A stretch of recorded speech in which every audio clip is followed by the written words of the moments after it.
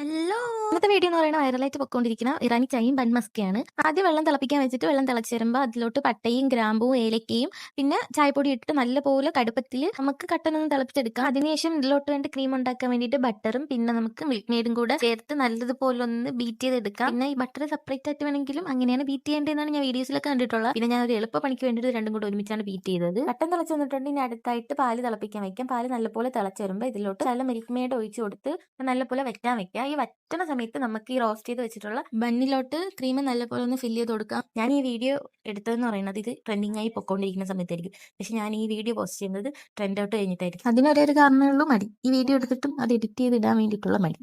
ഇടാൻ വയ്യാത്തതിന്റെ മടി. അപ്പോൾ ബൺ മസ്ക് റെഡി ആയിട്ടുണ്ട്. ഇനി അടുത്തതായിട്ട് ഇറാനി ചായ. ഇറാനി ചായ ഉണ്ടാക്കാൻ വേണ്ടിയിട്ട് ഫസ്റ്റ് ആയിട്ട് കുറച്ച് കട്ടൻ നമുക്കൊരു ഗ്ലാസ്സിൽ ഒഴിച്ചിട്ട് ഇനി അതിലോട്ട് നമ്മൾ വെച്ചിട്ടുള്ള പാലൊന്നും ഒഴിച്ച് അങ്ങനെ ബൺ മസ്കിൻ ഇറാനി ചായ റെഡി. പിന്നെ ഇതിനെപ്പറ്റി പറയാനാണെങ്കിൽ മധുരം ഇഷ്ടമുള്ളവർക്കും ബട്ടറൊക്കെ ഇഷ്ടമുള്ളവർക്കും നല്ല രീതിക്ക് ഇഷ്ടപ്പെടും. എനിക്ക് നല്ല രീതിക്ക് മത്ത് പിടിച്ചു. അപ്പോൾ ഇന്നത്തെ വീഡിയോ ഇത്രയുള്ളൂ. Okay, by.